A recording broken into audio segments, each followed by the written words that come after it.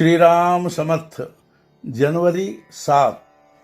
नाम के प्रति प्रेम निर्माण होने के लिए सच्ची लगन चाहिए। नाम के प्रति प्रेम क्यों निर्माण नहीं होता, यह प्रश्न अनेक लोग पूछते हैं। यदि थोड़ा विचार किया जाए तो यह प्रश्न ही गलत है ऐसा मालूम होगा। यह प्रश्न उसी प्रकार का है जैसे कोई बांझ स्त्री पूछे कि बालक के प्रति प्रेम कैसे निर्माण हो। बच्चा पैदा होने के साथ ही प्रेम भी निर्माण होता है, इसलिए प्रेम कैसे निर्माण होगा प्रश्न पूछने के बजाय बच्चा कैसे पैदा होगा प्रश्न पूछना ठीक होगा। हमें भी यदि प्रश्न पूछना हो कि नामस्मरण के प्रति प्रेम कैसे निर्माण होगा, तो उसके बदले मुख में नामस्मरण की आदत कैसी होगी प्रश्न पूछना सही होगा। वस्तुतः नामस्मरण के लिए किसकी बाधा है?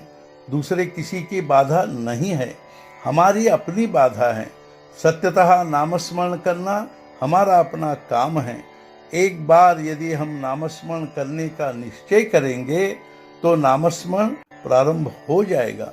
यदि ऐसा नहीं होता है तो इसमें और किसी का दोष नहीं, हमारा ही दोष है। हम यदि नामस्मरण प्रारंभ कर दे तो साथ साथ उसके लिए प्रेम भाव भी अपने आप निर्माण होगा। यह तो प्रेम धर्म ही है।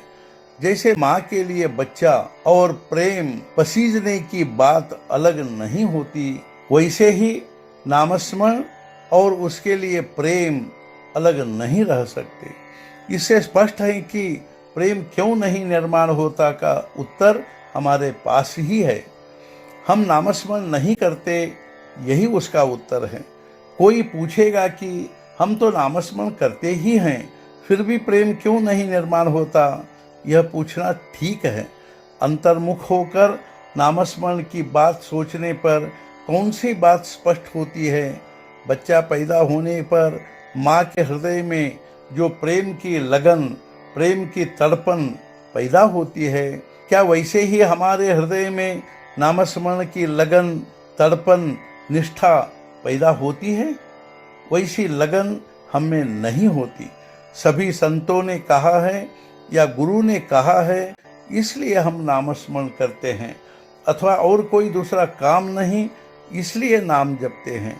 इस प्रकार नाम जपने पर भी हमारा उद्देश्य सफल होगा।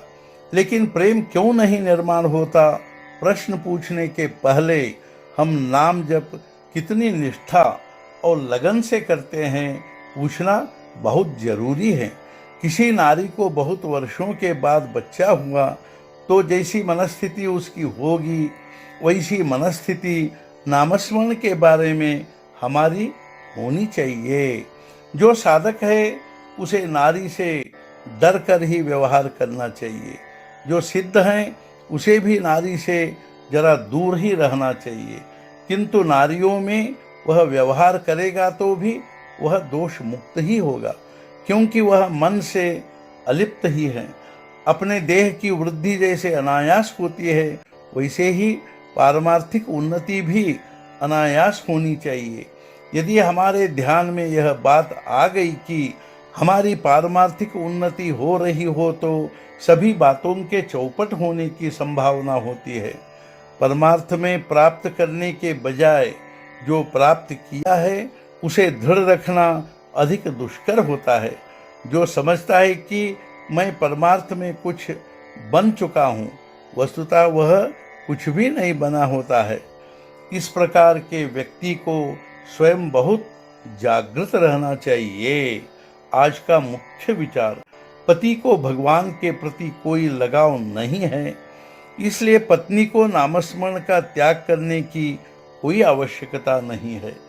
उसने नामस्मरण किया तो धर्म त्याग किया ऐसा नहीं होगा, उल्टे गृहस्थी सुखमय होगी। सद्गुरुनाथ महाराज की जय। जय जय रघुवीर समर्थ।